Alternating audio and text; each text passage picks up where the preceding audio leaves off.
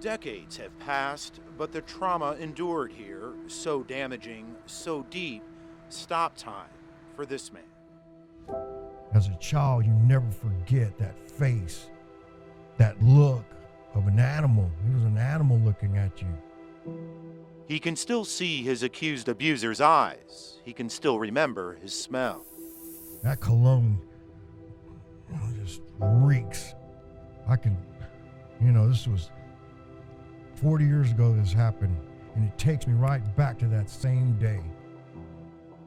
At St. Charles Borromeo on Houston's north side, he was a 12-year-old altar boy serving under Terrence Brinkman, the priest he remembers with that reeking cologne, Father Terry.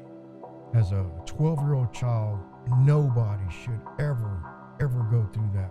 He speaks only in shadow. He asked us to change his voice because what he went through to this day, his own children don't even know. It was a premeditated attack. He used chloroform to come from behind me and put me out. I really can't remember besides me just waking up for just a second or two.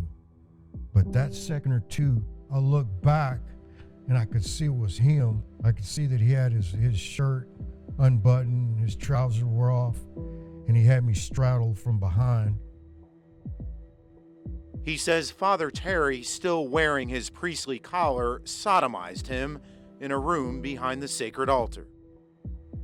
When he seen that I was coming to, he just went ahead and hit me again with the chloroform, and I was out. In what condition did you wake up? When I woke up, my shorts and my underwear were down by my ankles. And what was so bad about this is that my bicycle that I had rode to church in, he placed it right there next to me.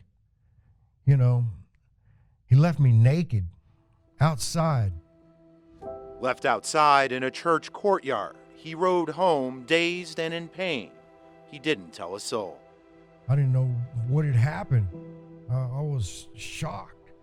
As I speak about it now, it's horrible. The horror, he says, almost happened again. While in the altar boy dressing room, Father Terry, he says, began to grope him. I exploded.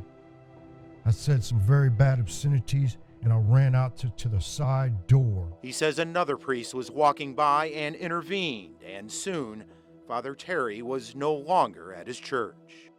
He was gone, not a week or two, not a day or two, but he was gone that day. The church knew. Of course they knew. Of course they knew.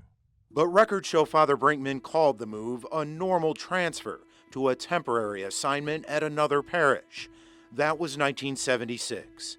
From there, Father Brinkman continued serving the church while his accuser buried the abuse for years. Then in 2010, he sued as John Doe, but a judge threw the case out. The statute of limitations had expired.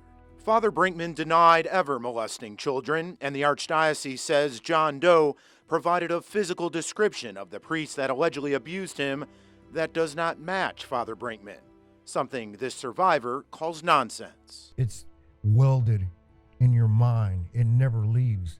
It's the same thing over and over. But Cardinal Daniel DiNardo says Father Brinkman has never faced any other abuse claims, and an Archdiocesan Review Board recommended that the priest remain in ministry at St. John the Evangelist. To this day, you can go to Baytown on a Sunday and hear Mass from Father Terry. As a priest, you're the shepherd. You're supposed to be the shepherd, protecting the flock, protecting the sheep. How do you let a wolf into the flock? John Doe blames Cardinal DiNardo for not doing more, and he doubts the Archdiocese will include Father Terry on a list of credibly accused priests to be released soon. And they know about this. That's what's so appalling. It's a shame. Can you forgive? I can forgive Father Terry Brinkman under one condition, that he comes clean. If he comes clean and he tells his story the way it should be, I will forgive him. And if not? Unforgivable. Never.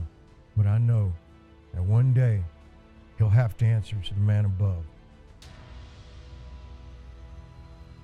And that'll be justice then.